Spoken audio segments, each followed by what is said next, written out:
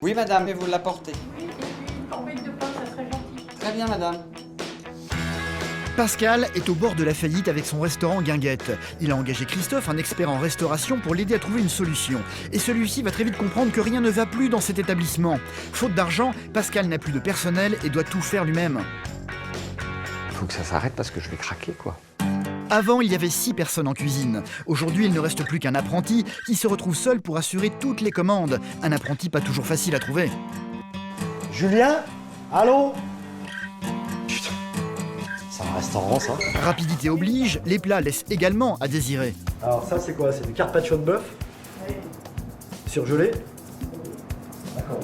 Autant dire que les clients sont loin de faire des compliments. Long, Pas de goût. inefficace. Réellement déçu. En gros, tout va mal. Depuis des mois, Pascal n'arrive plus à s'en sortir, ce qui inquiète beaucoup son entourage, comme sa maman Bernadette. Je suis fort chagrinée de voir tout ce qui se passe. Christophe va donc tenter de reprendre les choses en main. Il va changer la carte, pousser Pascal à prendre le risque de recruter du personnel, mais surtout il va devoir faire en sorte que celui-ci sorte de son abattement permanent. Il faut que ça change et que tu deviennes le patron et que tu me mènes cette barque avec une main de fer. Et ça, c'est une chose qui va être très compliquée à réussir. Pascal va vivre de plus en plus mal les critiques incessantes de Christophe. Il y a des mecs qui sont du métier, qui sont amoureux, passionnés, qui n'ont pas les chances d'avoir un outil de dingue comme tu as. C'est quand même donner la confiture à un cochon. Autant dire que les choses sont loin d'être gagnées. Si je ne sauve pas ma guinguette, c'est une catastrophe. Je pourrais me retrouver à la rue avec mes 3 enfants dont j'ai la garde. J'ai donc décidé de faire appel à un expert en restauration pour redresser la barre. Ça fait des mois et des mois que j'assiste à son naufrage. Il y a de moins en moins de clients. Et cet expert, c'est sa dernière chance. Mon fils est vraiment désespéré.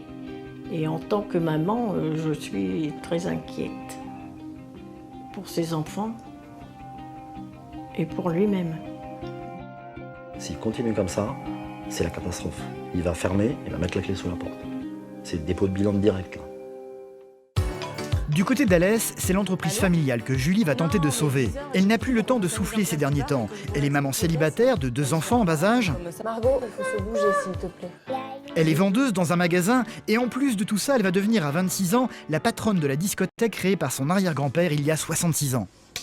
C'est la discothèque où j'ai fêté mes anniversaires quand j'étais petite, où je passais les grandes vacances d'été avec mes sœurs, mes cousins, mon frère. Une boîte de nuit qui a fermé ses portes depuis 8 mois maintenant, faute de clients. Pour son père et sa grand-mère, c'est un soulagement de savoir que l'affaire familiale puisse continuer. Il faut que ce soit quelqu'un de la famille qui reprenne. Parce que quand on a un côté sentimental, on se bat beaucoup plus. Sauf que les choses sont loin d'être gagnées. Diriger un établissement pouvant accueillir jusqu'à 700 personnes n'est pas simple, surtout pour une jeune femme qui n'a jamais fait ça. Son père Christian veut absolument l'aider, sauf qu'il a tendance, au passage, à reprendre son rôle de patron. Faut éviter devant le personnel de dire non mais le boss aussi c'est Christian. D'accord. Il faut pas qu'il fasse l'amalgame quoi. Pour que la discothèque devienne de nouveau rentable, les objectifs sont clairs. Tu penses qu'il faut à peu près combien pour que ça fasse pas vide? Tu feras pas vide à partir de 250 personnes, ça fera pas vide.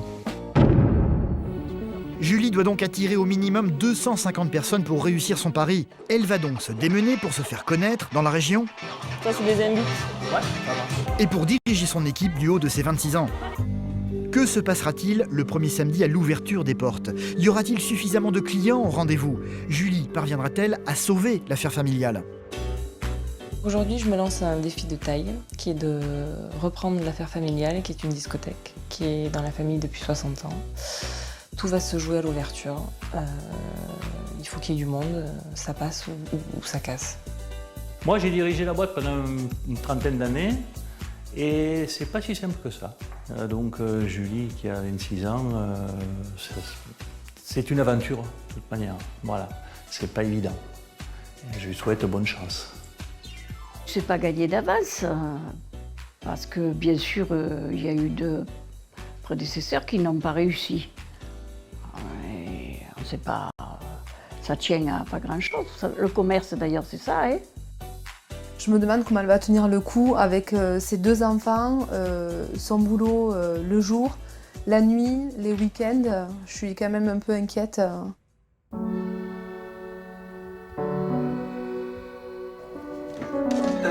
Il y a 3 ans et demi, Pascal est devenu propriétaire de ce restaurant Guinguette, se trouvant en région parisienne, sur les bords de la Seine.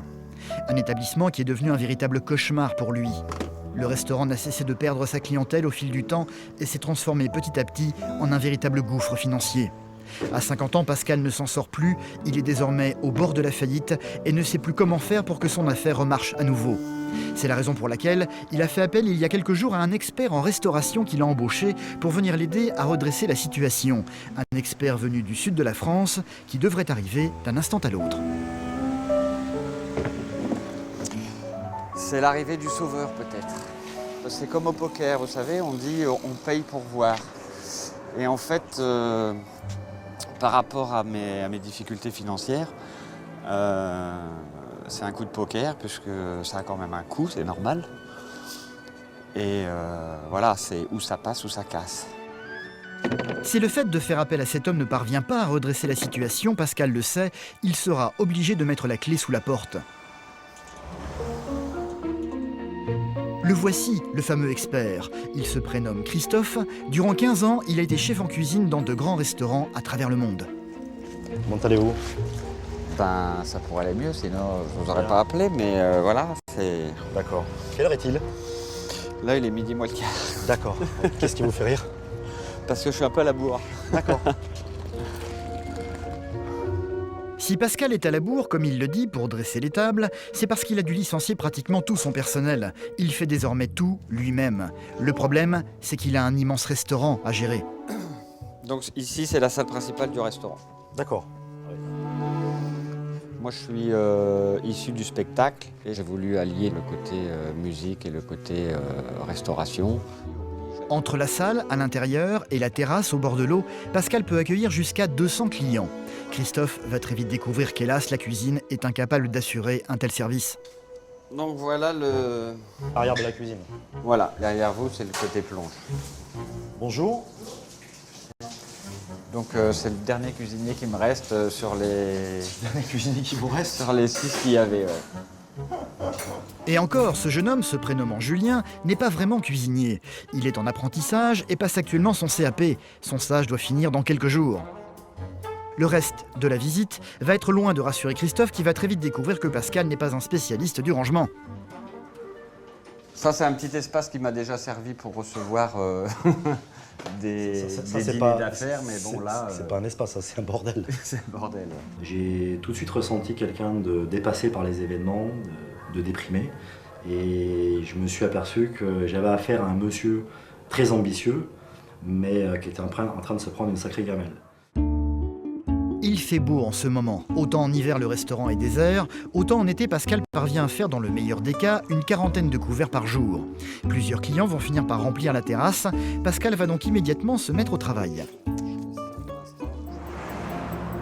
Comme il n'a pas de serveuse, il va passer son temps à courir en permanence pour faire la navette entre la cuisine et la terrasse.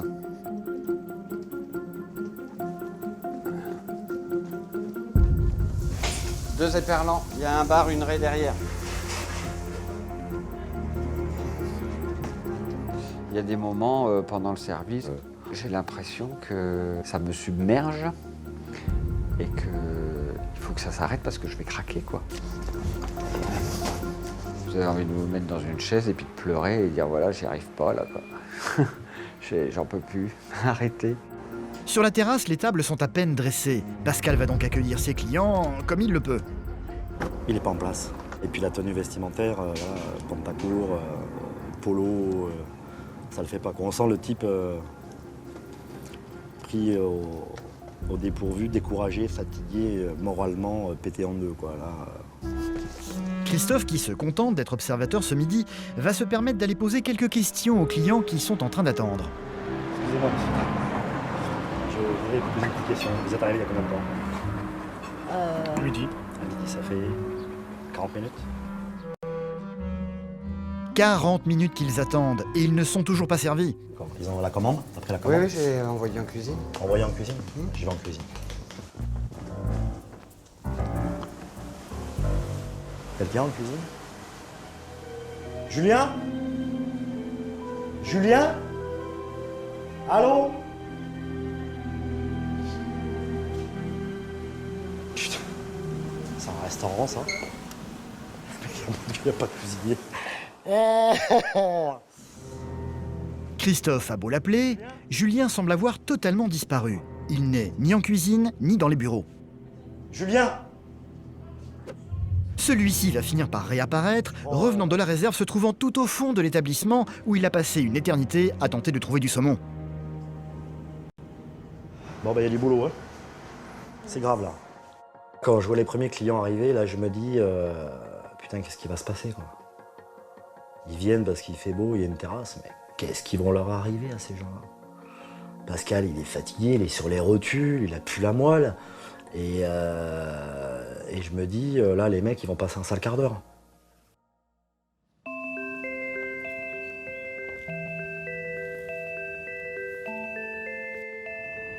Du côté d'Alès, les choses ne sont pas simples non plus pour Julie. Cette jeune femme de 26 ans est très tendue en ce moment. Elle s'apprête à reprendre l'affaire familiale, une boîte de nuit se trouvant dans un petit village du sud de la France. Elle a été créée dans cette maison par son arrière-grand-père, il y a 66 ans de cela. Depuis 3 générations, l'établissement est resté dans la famille. Avant Julie, c'est son papa, Christian, qui en a été le patron. Papa? Oui? Ah. Ouais, je suis là. Ah, salut. Ça va? Et toi? Ouais, ça va. Ah, pas trop stressé? Ça monte hein, quand même. Ouais. Ça commence, hein? Dans quelques jours, la boîte doit rouvrir ses portes avec cette fois-ci Julie comme patronne. Christian ayant pris sa retraite depuis 8 ans maintenant. Une grosse responsabilité pour la jeune femme, alors forcément son papa tient à être à ses côtés pour l'aider à penser à tout. Voilà, ça, bon, tu as revu l'équipe sécurité? Tu les as vus l'autre jour? Bon, ok, tu as calé pour... c'est que la porte, c'est vachement important. Hein. Et puis après, au niveau du vestiaire, faites gaffe hein, aussi aux gens qui arrivent, qui ont soi-disant perdu leur ticket. Et de toute manière, le mec, s'il arrive et qu'il me dit j'ai pas mon ticket, ma veste elle est marron et que derrière j'en ai 15. Eh bien, il attend. Il attend. Ah non, je vais passer derrière, il te piquera la plus belle veste que tu as dans le stock. Ah. Au départ, je pense que ce serait très difficile si elle n'était pas, je dirais, guidée un petit peu. Elle connaît le milieu de la nuit puisqu'elle a travaillé avec moi pendant plusieurs années. Mais il y a tout le côté gestion, certaines organisations qu'il faut quand même être un petit peu épaulé. Au fait, barman, tu as vu pour les tenues? Ouais, tu l'as briefé un peu? Ouais, bah, je leur ai dit surtout d'être à l'aise. Ouais. Hein, au niveau surtout des chaussures. Ah oui, parce que ça marche beaucoup. Ouais. Voilà. Après, je leur ai pas dit de tenue spécifique. Voilà, d'accord. Quelque chose dans lequel ils soient bien. Pas trop de t-shirts, quoi. Ouais, d'accord. La voici cette fameuse boîte de nuit, un établissement qui peut accueillir jusqu'à 700 personnes et qui est fermé depuis 8 mois maintenant. Quand le père de Julie est parti à la retraite, il a mis en gérance l'affaire familiale par 2 fois, 2 tentatives qui furent des échecs. Julie s'est donc proposée pour reprendre l'affaire tout en sachant qu'elle devra repartir de zéro. Je note tout en ce moment parce que j'ai la tête, c'est une passoire. Quoi. Des fois, j'ai tellement de trucs à planter que j'arrive plus à réfléchir. Je sais plus par quel bout commencer. Hier après-midi, j'ai quasiment rien fait. Je savais même pas par quel bout le prendre. Quoi. Ça, c'est normal. Je te rassure. C'est pas une maladie, c'est normal. On appelle ça le stress. Enfin, je sais pas, tu penses qu'on est bon là en timing ou ça va être chaud? On ouvre à quelle heure? Tu ouvres à quelle heure? À 11h? À 11h. Eh bien, tu seras prête à 11h moins 5. C'est normal, comme chaque fois. Là, c'est le grand stress en fait depuis que 2 jours. Parce que c'est vrai que c'est dans la dernière ligne droite, donc il y a tous les trucs qu'on a oubliés, qu'il faut faire, qu'il faut gérer. Et puis après, c'est aussi, je pense, peut-être la part d'inconscience que j'ai eue sur le coup, quand je me suis embarquée dans cette aventure. Et maintenant, la réalité est là, en fait, quoi. La boîte doit rouvrir ses portes samedi prochain. Si elle a dû fermer il y a 8 mois, c'est tout simplement parce que le précédent gérant n'a pas su attirer suffisamment de monde pour que l'endroit soit rentable. Julie le sait, si elle ne remplit pas la boîte dès le premier soir, ce sera un échec. Il sera inutile de vouloir continuer après. Samedi, imaginons, je me vautre, mais bon, c'est pas l'euphorie. Tu penses qu'il faut à peu près combien pour que ça fasse pas vide? Tu feras pas vide à partir de 250 personnes, ça fera pas vide. Ouais. Non, parce que comme tu as quand même, la disposition, elle est quand même bien calculée. ça meuble quand même pas mal. Ouais. Mais bon... Si à 300, ça va. Je serais pas trop malheureuse. Si à 200, peut-être que je pleure. Si à 200, peut-être que j'aurais un petit peu en travers de la gorge. Allô ? Non, mais 10h, je t'ai dit pour qu'on fasse la mise en place du bar et que je vous réexplique. Depuis quelque temps, le quotidien de Julie est devenu très compliqué. En dehors de la boîte de nuit qui va ouvrir et de son travail de vendeuse dans un magasin de linge de maison, elle doit en plus s'occuper seule de ses 2 enfants en bas âge, Margot et Simon. Elle s'est séparée de leur papa il y a 1 an et demi de cela. Elle doit donc tout faire en même temps, ce qui n'est pas fait pour calmer son stress. Margot, s'il te plaît, mange. Ouais. Margot, on n'a pas le temps, c'est 12h15, il faut se bouger, s'il te plaît. Aujourd'hui, ce qui me fait le plus peur, c'est vrai que ça va être la gestion du quotidien. D'arriver à rester...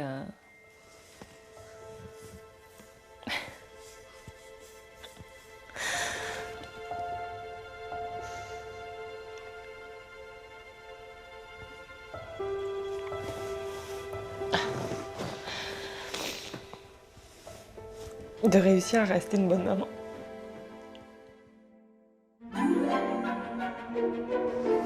En région parisienne, Pascal est au bord de la faillite avec sa guinguette. Il a donc fait appel à un coach en cuisine, Christophe, pour tenter de trouver des solutions.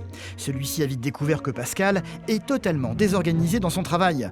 Il n'a pratiquement pas de personnel. Il fait donc tout lui-même. Les commandes arrivent systématiquement en retard. Les clients, un peu échaudés, ne vont pas se priver pour le faire remarquer à Pascal. Alors, émincer. Vous pouvez tout de suite lancer les desserts.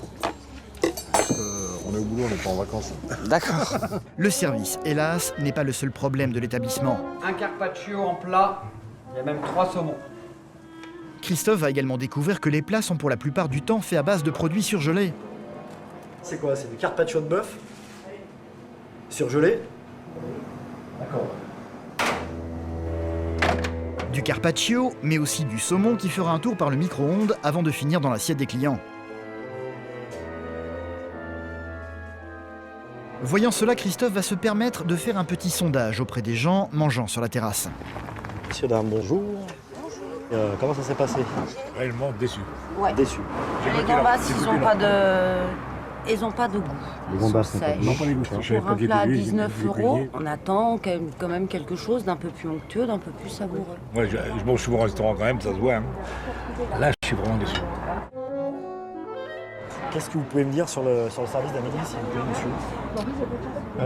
Long, inefficace. Là, j'arrive sur un établissement. En 3 secondes, je m'aperçois que j'ai un enfant qui a un jouet dans les mains et qui est en train de le péter.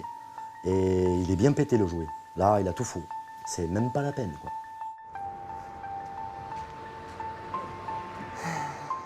Aujourd'hui, tu n'as pas de clients satisfaits.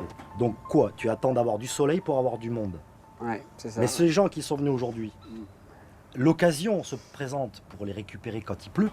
Quand il pleut, ils ne viendront pas ici. Parce qu'il n'y a pas d'élément qui dit j'ai envie de venir là, même s'il pleut, même s'il fait beau, parce que c'est bien, je suis bien accueilli, on mange bien. Donc au jour d'aujourd'hui, on va remettre en place une structure vraie de restauration. C'est un métier, Pascal. On n'est plus dans le spectacle. Il va falloir que tu m'écoutes. Au moindre faux pas, je me casse. Évidemment, ça fait mal de se le prendre en direct. C'est comme un uppercut de boxe. Mais maintenant, lui a un regard différent. Et puis, il a son expérience. Donc, lui, je pense qu'il a des solutions. Et c'est ce que j'attends. Il faut dire aussi que Pascal n'a pas beaucoup d'expérience dans ce domaine.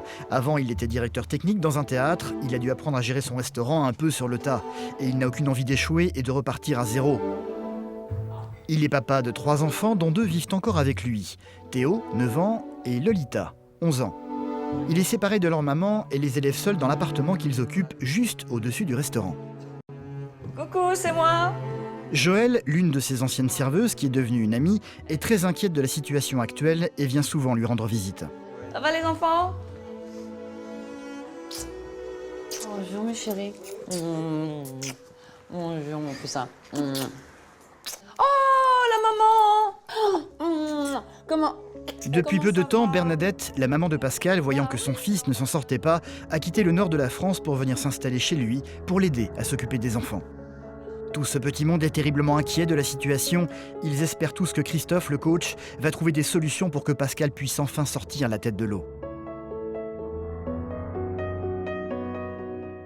Bon, alors, je te sens confiant et pas inquiet. Enfin, inquiet, je sais que tu l'es, mais t'as tellement d'espoir. Mais l'espoir, ça suffit pas. Ah non, mais je vis pas d'espoir. Hein. J'ai quand même des certitudes. Après. Tu sais que c'est ta dernière chance. On me dit pas ça. Tu crois que c'est un jeu? C'est pas un jeu.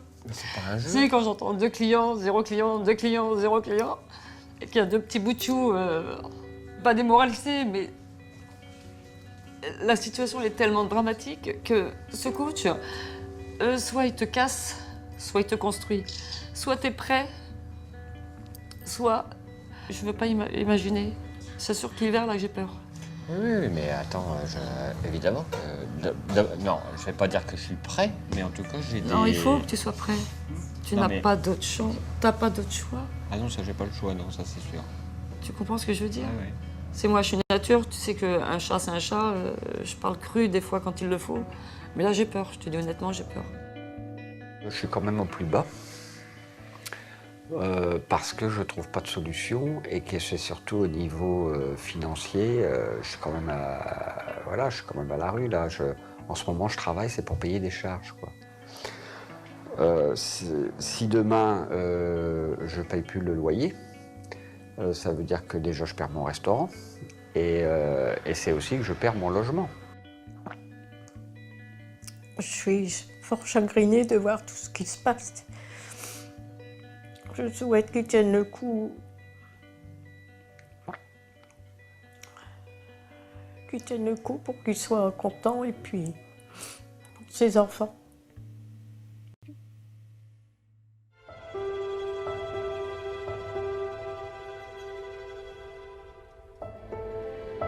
Près d'Alès, Julie, maman célibataire de 2 enfants en bas âge, a décidé à 26 ans de reprendre la direction d'une discothèque. Si elle s'est proposée pour reprendre cette boîte de nuit, c'est parce qu'elle appartient à sa famille depuis très longtemps. La conserver, c'est perpétuer l'histoire familiale. C'est important pour elle, pour son père Christian, mais aussi pour Arlette, sa grand-mère, qui a connu l'endroit à l'époque où ça n'était encore qu'un bal musette. Ça fera 1, 2, 3, 4e génération.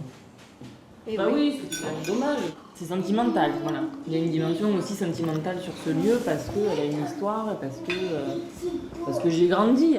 Ben, tu sais, moi, je suis très contente même, au contraire, que tu aies eu cette bonne idée. Parce que moi, je te fais confiance. Je sais que tu es battante et que tu es capable d'y arriver. Tu arriveras. Ouais. Bah, c'est sûr. Tu as toi-même pour y arriver. Non, c'est beaucoup de... Ça sonne pas, Ah, je voulais pas faire ça. Allez, tu arriveras bien. Non, c'est beaucoup d'émotions. C'est continuer dans le sens de mes grands-parents, de mon papa. Puis après, c'est attaché aussi à un lieu. C'est attaché à un lieu où j'ai grandi, qui est ma maison de famille, qui est la discothèque où j'ai fêté mes anniversaires quand j'étais petite, où je passais les grandes vacances d'été avec mes sœurs, mes cousins, mon frère. Donc je trouvais ça dommage que ça s'arrête. Je trouvais ça dommage que ce lieu ne vive plus. Je toujours fais confiance, que ce soit à toi ou à tes sœurs, c'est pareil. Moi, je fais confiance à mes enfants et à mes petits-enfants. On a toujours le stress que ça marche pas, quoi. Vous savez, si on tente rien, on arrive. Si on tente rien, il faut le tenter. Il faut que ce soit quelqu'un de la famille qui reprenne. Parce que quand on a un côté sentimental, on se bat beaucoup plus. Malgré tout, on a plus de... je crois que c'est normal, c'est humain. On a plus de niaque. Et si par malheur, l'expérience ne devait pas être concluante, ça s'arrêterait là. Autrement dit, la discothèque de la famille cesserait définitivement d'exister. C'est un peu la raison pour laquelle Christian a une petite tendance à ne plus quitter les lieux dernièrement. Ah, il ne marche pas celui-là. Je suis pas venu. Non, il ne va pas venir. Il veut que sa fille réussisse. À quelques jours de l'ouverture, il a bien l'intention d'être à ses côtés pour l'aider. D'autant que celle-ci doit aussi s'occuper de ses enfants, tout en gérant la préparation de la discothèque. Est-ce que tu veux que je te ramène un pain au chocolat? Et un petit jus de fruits? Un jus de fruits ou pas de jus de fruits? Sauf que voilà, dans sa volonté de bien faire, Christian ne peut s'empêcher de retrouver ses vieux réflexes de patron auprès des employés, en prenant la main sur tout. Au moindre problème, c'est lui qui intervient et qui dirige. Oui, ça c'est fait exprès, si tu veux, pour... C'est un couteau parce que... Pour éviter les abus, quoi. Voilà, oui. Parce que sinon... C'est compliqué la caisse. Donc voilà, tac, tu... Voilà, Ah, donc, moi, c'est comme du personnel, de toute façon. Voilà. Vous êtes les deux patrons, moi, je fais les trucs. Et non, justement, ça n'est plus Christian le patron, c'est Julie maintenant. Et ça, il va falloir que tout le monde le comprenne dorénavant. Vis-à-vis du personnel, il faut pas qu'il fasse l'amalgame, quoi. Hein, il faut éviter, devant le personnel, de dire « Ah non, mais le boss aussi, c'est Christian. » D'accord. Oui, oui. Parce que sinon, moi, je ne veux plus avoir aucune crédibilité non plus. Bien sûr. Il est important qu'elle garde sa place de patronne, parce que sinon, comment elle va se faire respecter auprès de son équipe? Rien que ça, déjà. Il y a dans une affaire, il y a un patron, il y a un direct, il y a quelqu'un qui dirige. Après, il peut y avoir des conseillers. Je me mettrai plus à la place d'un conseiller. Voilà, au jour d'aujourd'hui, ma place, c'est le conseiller. Il faut que j'arrive à comprendre que c'est ma place, le conseiller. C'est un peu dur. Samedi prochain, Julie doit au moins avoir 250 clients dans sa boîte de nuit, si elle ne veut pas être obligée de fermer tout de suite. Un chiffre qui la hante de plus en plus. Elle doit absolument faire savoir à toute la région que la discothèque rouvre ses portes. Avec l'une de ses amies, elle va donc écumer tous les bars et restaurants d'Alès en y distribuant des prospectus annonçant l'ouverture prochaine de son établissement.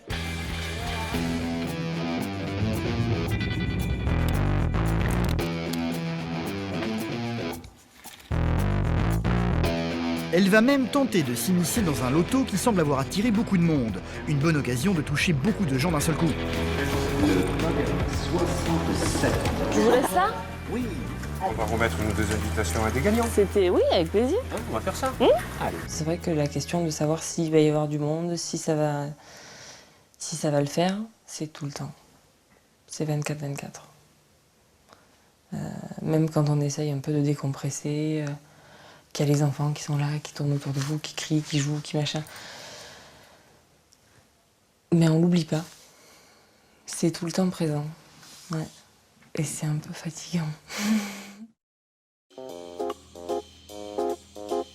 Près de Paris, Pascal ne s'en sort plus avec sa guinguette. Il est au bord de la faillite. C'est la raison pour laquelle il a engagé un coach en cuisine, Christophe, pour l'aider à redresser la situation. Celui-ci s'est vite rendu compte que rien ne tournait rond dans ce restaurant, à commencer par la carte.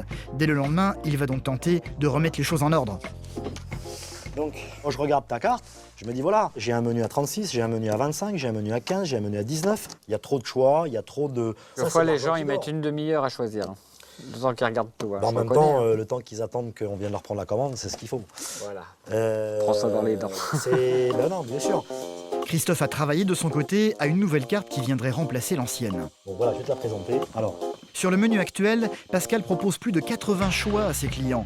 Christophe a préféré tout miser sur un seul menu où il n'y a plus que 10 choix possibles et 3 formules, allant de 10 € à 15 €. Des tarifs beaucoup moins élevés que ceux habituellement pratiqués par Pascal. Et absolument insister sur le fait que tous ces produits soient frais et faits maison. Est-ce que ça te plaît? S'il y a quelque chose qui ne te plaît pas, dis-moi tout. Oui, ça a l'air appétissant. Après, ce qui me fait peur, c'est les prix, quoi. Je suis pas habitué à ces prix-là. En même temps, les gens, ils se plaignent tous que c'est trop cher chez moi. Donc, si c'est ce qui séduit la clientèle de restaurant, banco, hein. Le nouveau menu va donc être mis en place, mais il n'y a pas que cela à corriger. Christophe a également critiqué la tenue de Pascal lors de sa journée d'observation. Celui-ci a manifestement tenu compte des critiques. Attends. Qu'est-ce qui t'est arrivé ce matin? T'as mis une belle chemise et un beau pantalon. Voilà. Pascal, reste comme ça, change plus rien. T'as le sourire, t'es bien habillé. Voilà, c'est comme ça que je te veux en salle. D'accord. Bon, allez, vas-y, donne-moi tes CV. Bon, ça, c'est les CV que j'ai retenus. Donc, il y a... Parce que Pascal ne peut évidemment pas s'en sortir tout seul avec un apprenti en cuisine. Même si pour le moment les rentrées d'argent sont compliquées, il va lui falloir absolument recruter une serveuse et un vrai cuisinier. Et Christophe va être très vigilant.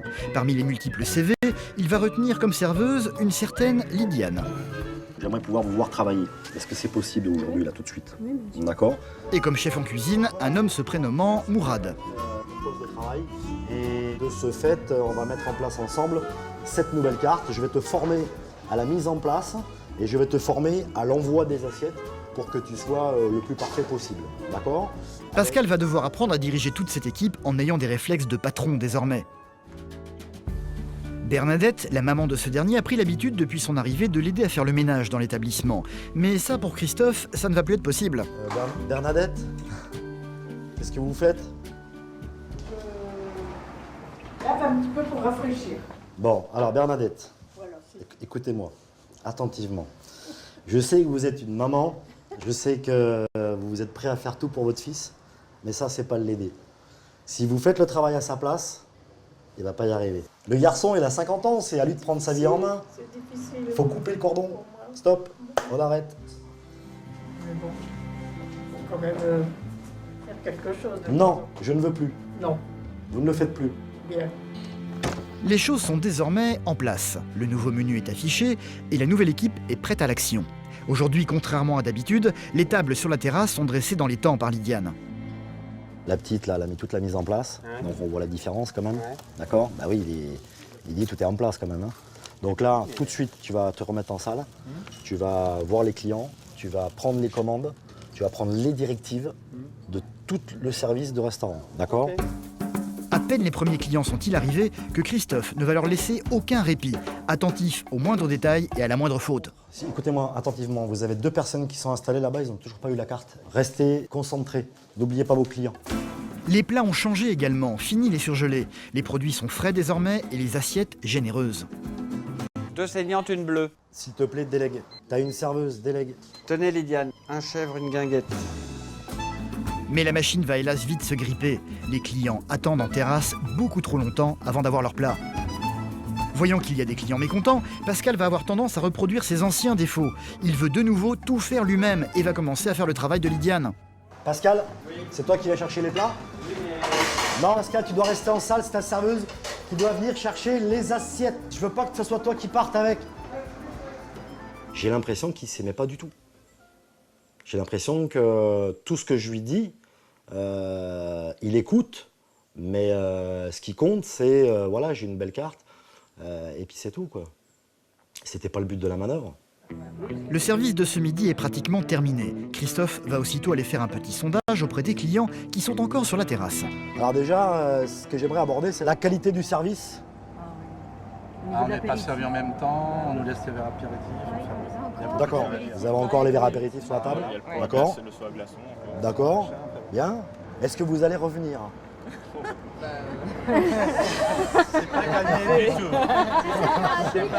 Il nous faudra un argument chic. Le retour des clients n'est toujours pas satisfaisant.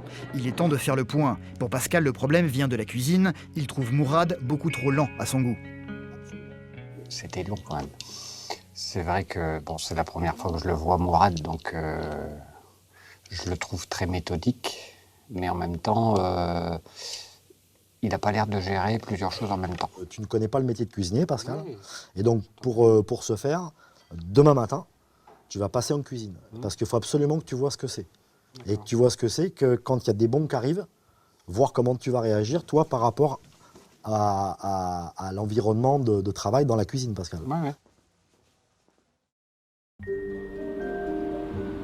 Pour Julie, dans le sud de la France, le fameux samedi fatidique est enfin arrivé.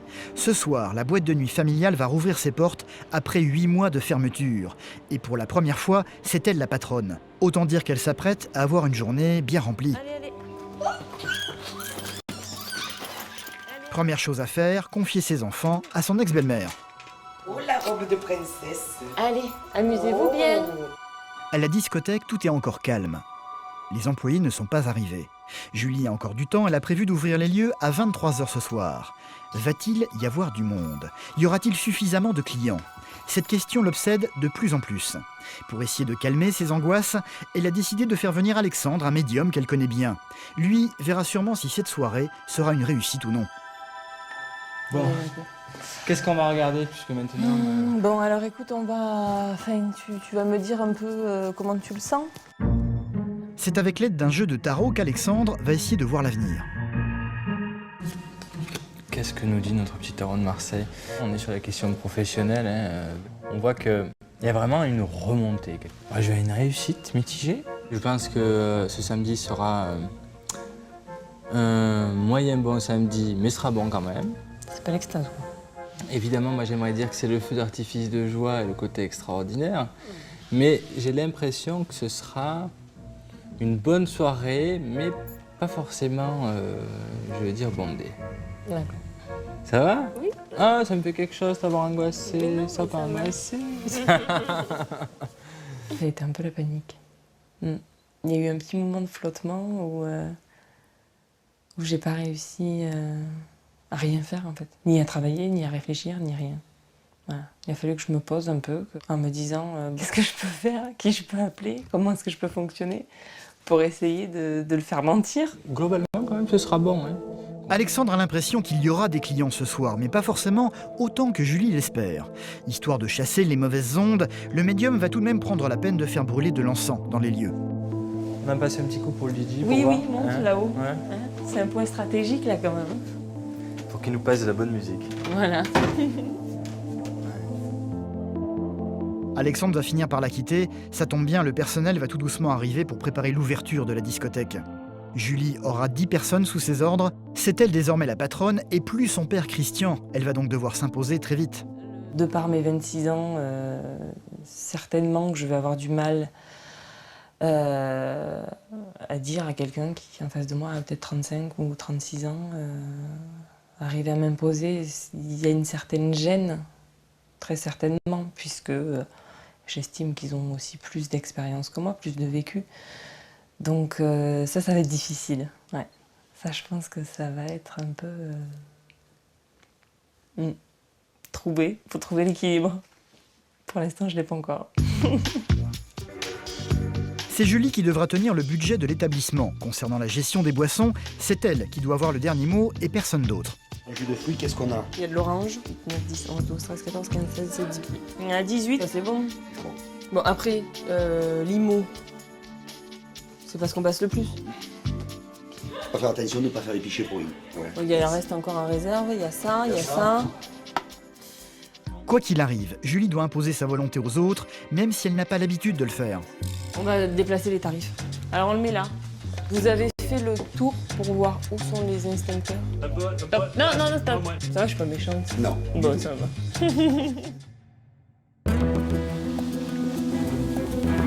La nuit est tombée sur le village. Dans 10 minutes, la discothèque doit ouvrir ses portes.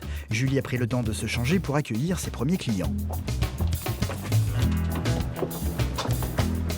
Coucou!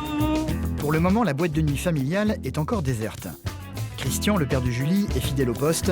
Pas question de laisser seule sa fille pour le grand soir. Dans quelques minutes, ils doivent ouvrir les portes, sauf qu'une multitude de petites choses ne fonctionnent toujours pas, comme le tiroir de la caisse qui refuse de s'ouvrir.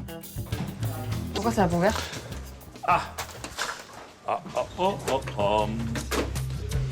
Il y a une clé sur la caisse là-bas, je vais la chercher.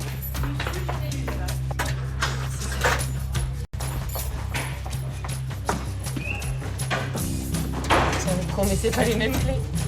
Christian est sur le coup sans grand succès pour le moment. Sinon, faut le péter, hein.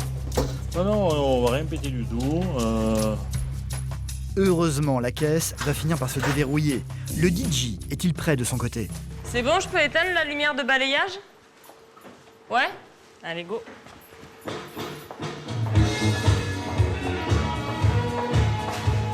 Au bar, tout semble être en ordre. Julie va se dépêcher ensuite de faire un dernier point avec le reste du personnel. Opérationnel? Sur tous les fronts? On est bon.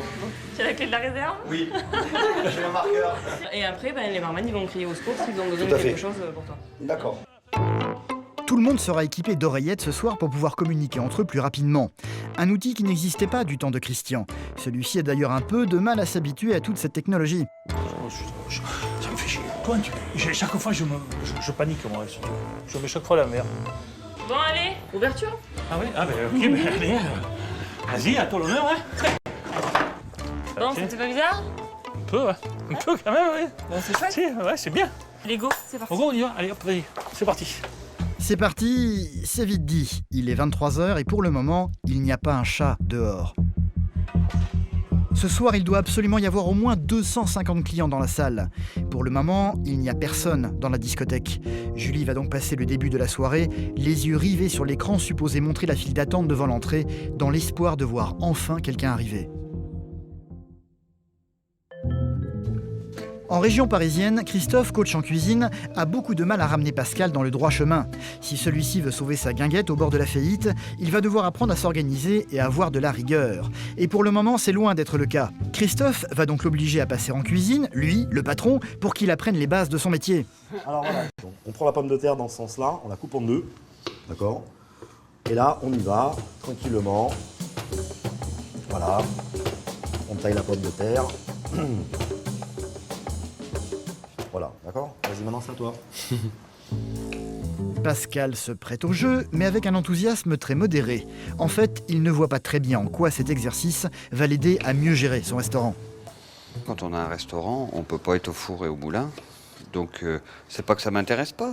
C'est que c'est mon cuisinier, c'est pas mon métier. Je veux dire, tous les gens qui tiennent un restaurant, ils sont pas tous cuisiniers. Enfin, je sais pas, je comprends pas la finalité, que je me rende compte effectivement ce que c'est le travail de cuisinier, d'accord, mais... Non, ce que tu te rends pas compte, Pascal, bon là je vais aller direct parce que c'est en train de me... Pascal, ça fait 4 pommes de terre en un quart d'heure. Ok, t'es pas du métier, ok, tu connais pas. Mais ce que je suis en train de te faire comprendre, c'est qu'un mec qui est du métier, tu lui demandes 3 ou 4 fois son travail. Tu vois ce que je veux dire? Je t'entends et c'est tout à fait vrai, mais voilà, je tombe pas d'un nuage quand même. Une réponse qui ne va pas du tout satisfaire Christophe. Pour lui, c'est clair, Pascal n'a pas encore compris ce que c'était que d'être un patron de restaurant. En fait, il me reste plus qu'une seule carte à jouer. C'est un choc psychologique. C'est un coup d'électrochoc violent pour qu'il réagisse, parce que là, j'ai plus le choix, quoi. Là, j'ai plus le choix. Moi, aujourd'hui, là, maintenant, je te le dis tout de suite, si tu ne me montres pas que tu es un patron qui dirige son équipe, tu peux fermer tout de suite et mettre en vente. Je reviens dans 5 minutes et je veux que tu me donnes des engagements oraux comme quoi, oui, Christophe, je m'engage à être le patron de ce putain de restaurant. Tu réfléchis, 5 minutes, je me casse, je reviens, je veux une réponse. On est bien d'accord? Dans 5 minutes.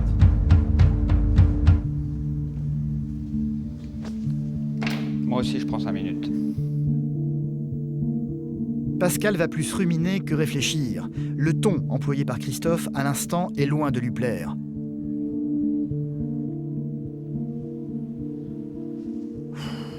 Au bout de 5 minutes, il va finir par le rejoindre sur la terrasse. Tu sais, le mec qui a tenu la boîte avant moi, c'est tout à fait toi.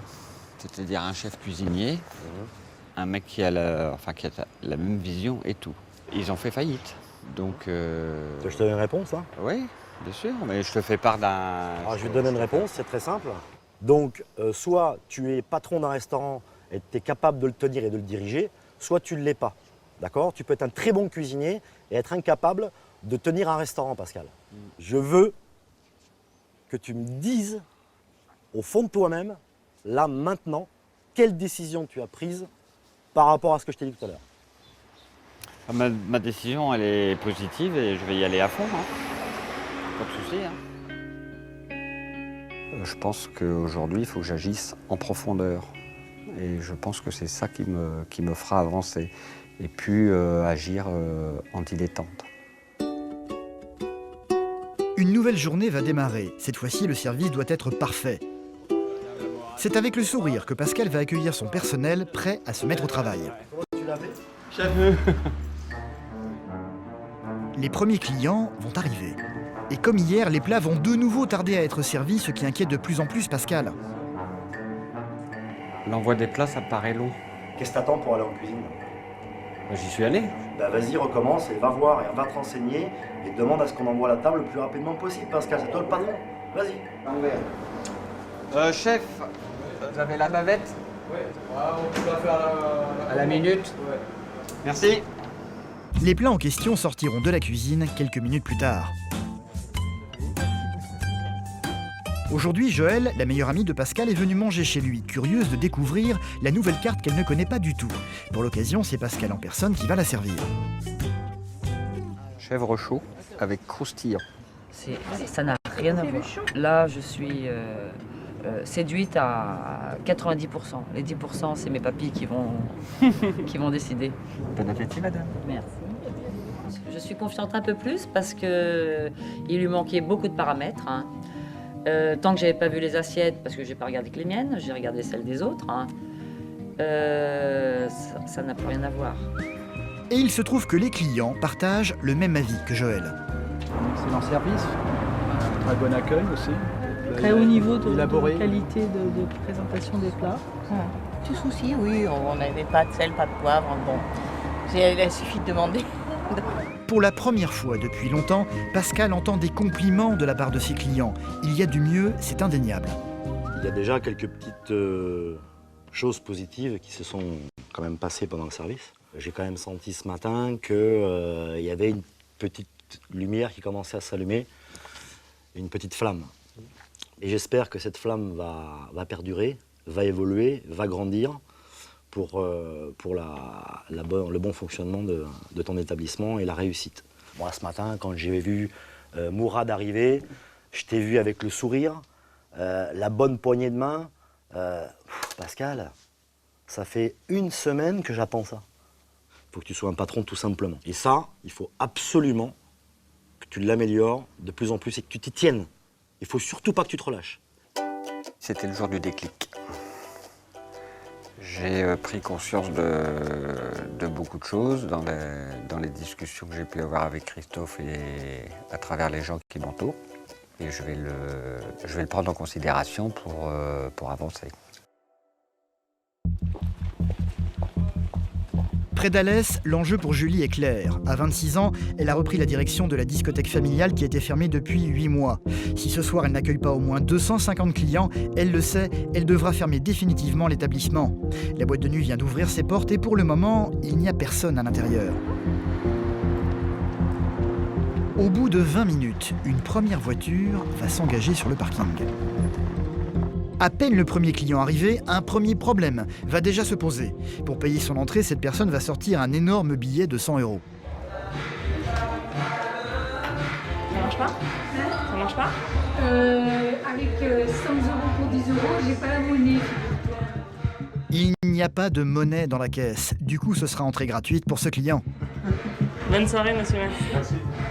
Ce problème, Julie l'avait anticipé. C'était son papa Christian qui devait fournir la caisse en monnaie. Sauf que ça n'a manifestement pas été fait. Il y a des pièces, mais pas de billets. Je le savais, ça, la monnaie.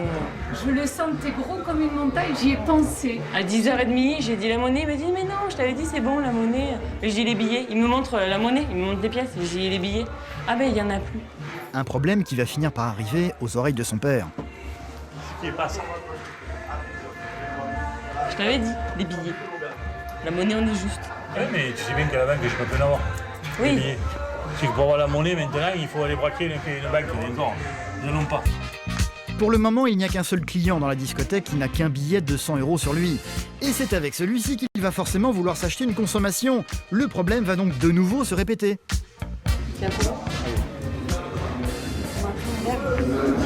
Oh putain, c'est toujours ce fameux billet. Et j'ai validé. Et tu as validé. J'ai validé pour pouvoir lui ramener la monnaie. J'ai bien entendu. Tu as validé. Bon alors, j'ai la monnaie qui va arriver. Je vous le rends. Je vous le note. D'accord. Et tout à l'heure, quand j'aurai ma monnaie, je viendrai vous voir. Désolée. Pas de problème. Merci. Je m'attendais franchement pas à ce que le premier client me sorte un aussi gros billet. Voilà. Mais ouais, sur le coup, c'est énervant. Sur le coup, c'est agaçant parce qu'en plus, on est dans le stress et on se dit, pas ça. D'autres clients vont finir par arriver. La salle se remplit, mais beaucoup trop doucement aux yeux de Julie. Il n'y a qu'une dizaine de personnes pour le moment, ce qui est loin de la rassurer. Voyant le stress de sa fille, Christian va avoir tendance à reprendre son rôle de patron en vérifiant tout jusqu'au moindre détail sans consulter Julie. Baboune,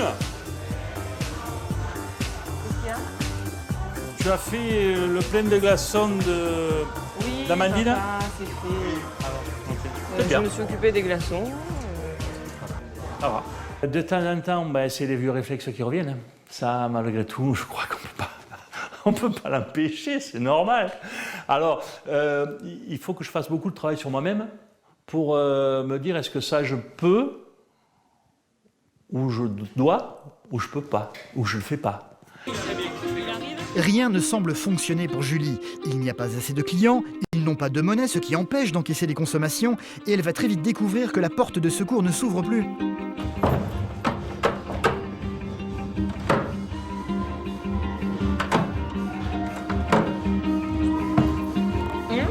C'est Baboune, l'un des serveurs, qui va parvenir enfin à forcer l'ouverture. Ça s'ouvre pas. Ça ne s'ouvrait pas. Non, papa, viens me voir, c'est bloqué. La poignée, elle est bloquée de dedans, on n'ouvrait pas. D'accord. Okay. Non mais viens voir pourquoi. Il avait sauté. Je veux pas le regarder maintenant. Il avait sauté là, à l'intérieur. Non mais là, ça bloque. La goupille a dû sauter à Mais non, mais l'intérieur. c'était ouvert cet après-midi. La poignée, elle bloque, il est con, mais aussi des fois. Pardon. Il y a eu des tensions avec mon père parce que... parce qu'aussi avec lui, je peux me le permettre en fait. Donc, c'est vrai que ma fatigue à un moment donné, mon stress, à la limite, c'est un peu la seule personne sur qui pas je peux crier, mais oui, voilà. Je sais que lui, il va pas m'en vouloir, quoi. Si Julie est si tendue, c'est parce que pour le moment, l'ouverture de sa boîte est un échec. On est loin des 250 personnes espérées. L'affaire familiale existe depuis 66 ans. Si les choses ne s'améliorent pas très vite, elle sera obligée de la fermer définitivement dès le lendemain. L'attente était longue, ouais. C'est vrai que on regarde tout le temps la caméra qui filme l'entrée, en fait, pour voir si on voit les voitures arriver, si on les voit pas arriver, si on voit les gens. Ça, c'est très long. C'est très, très long. C'est vrai que 5 minutes, ça paraît demi-heure. Tout le monde n'arrêtait pas de me dire « mais ça va arriver, mais c'est tôt ». Mais ouais, ça arrivait pas assez vite, quoi. Enfin... En région parisienne, l'intervention de Christophe, coach en cuisine, semble avoir porté ses fruits. Pascal, qui était au bord de la faillite avec sa guinguette, a retrouvé des couleurs. Plusieurs jours se sont écoulés et les choses se sont grandement améliorées dans l'organisation du restaurant. Aujourd'hui, il n'y aura personne en terrasse. Un orage s'approche dangereusement de l'établissement, ce qui n'a pas fait fuir les clients pour autant. Avant, ils ne venaient que pour le plaisir de manger au bord de l'eau, sans forcément aimer ce qu'ils avaient dans leurs assiettes. Ce soir, malgré le mauvais temps, il y a du monde dans la salle.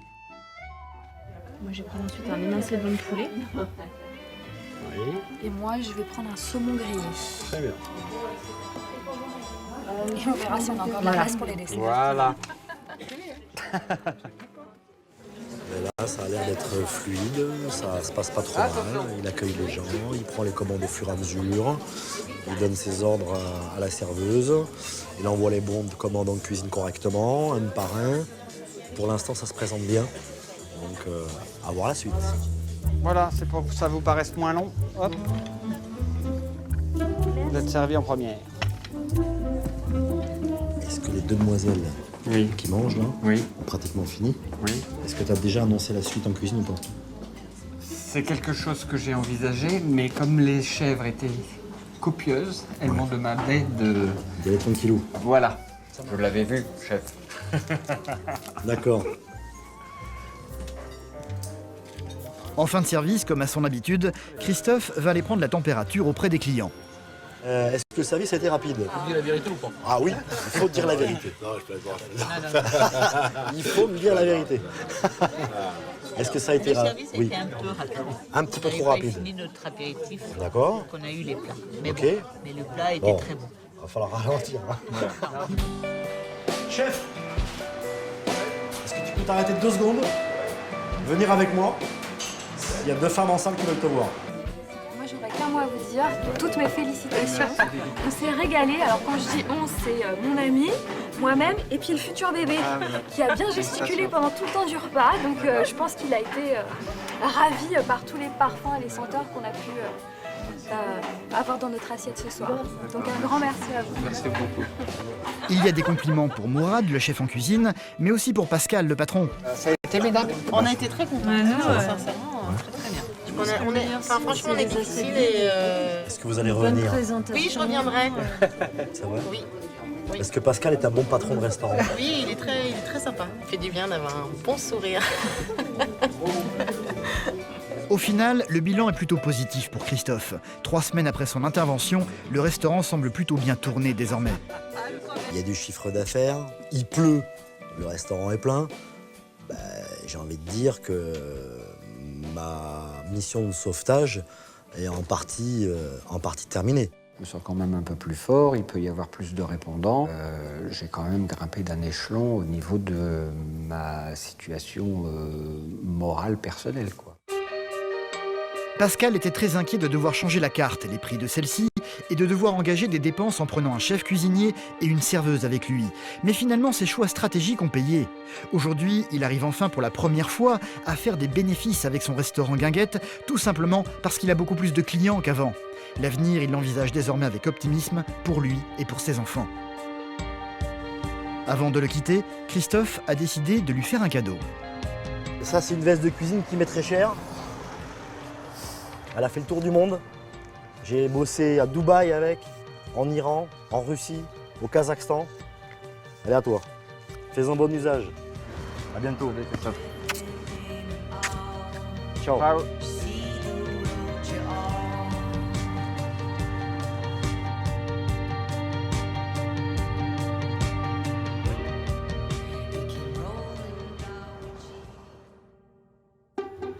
Ça s'agitait ou quoi? Ça rentre? Dans le sud de la France, Julie n'en finit plus de s'angoisser.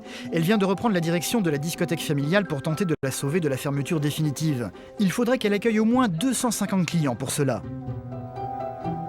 C'est seulement vers 1h du matin que les clients vont enfin commencer à affluer en masse pour le plus grand soulagement de Julie. Elle va très vite faire le point avec Mika, le portier. Combien de personnes a-t-il vu passer depuis le début de la soirée? Il y a combien au clic? 64. 64? Ouais. Ici, 1h moins 10. Ça va arriver. Pas avant demi-heure. T'inquiète pas, stresse pas. Bon, déjà, il y a des voitures. Ouais. Allez, il faut s'arrêter, il faut tourner, il faut se garer. Et effectivement, à partir de maintenant, les gens vont arriver dans un flot régulier. Beaucoup de gens. Parmi eux, des amis de Julie qui sont venus la soutenir pour son premier soir.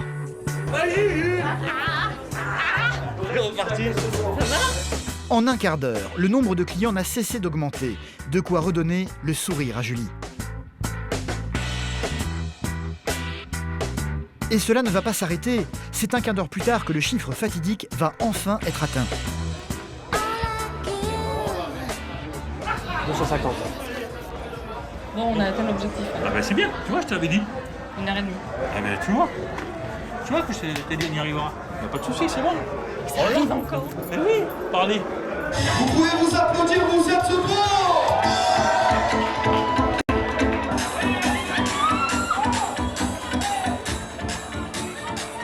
Pour le moment, le pari est réussi. Julie va profiter de l'arrivée de son ami médium, Alexandre, pour enfin se rendre dans la salle qu'elle n'a toujours pas vue depuis le début de la soirée. Depuis des heures, elle n'a pas osé quitter l'entrée de sa discothèque de peur de rater ses premiers clients. À l'intérieur, il y a foule. Les gens s'amusent, dansent, comme à l'époque de son arrière-grand-père, de son grand-père et de son papa.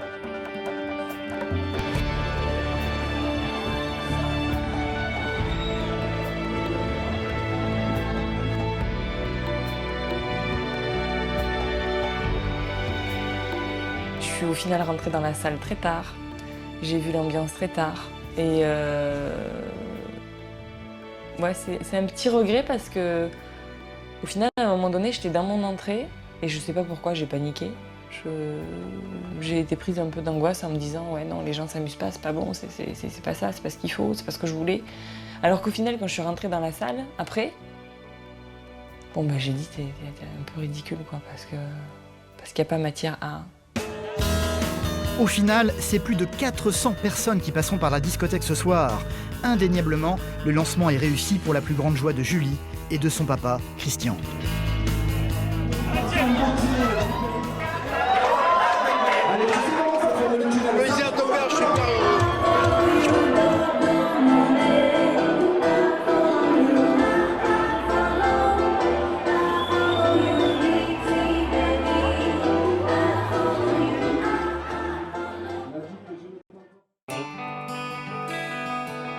La nuit a été courte pour la jeune femme.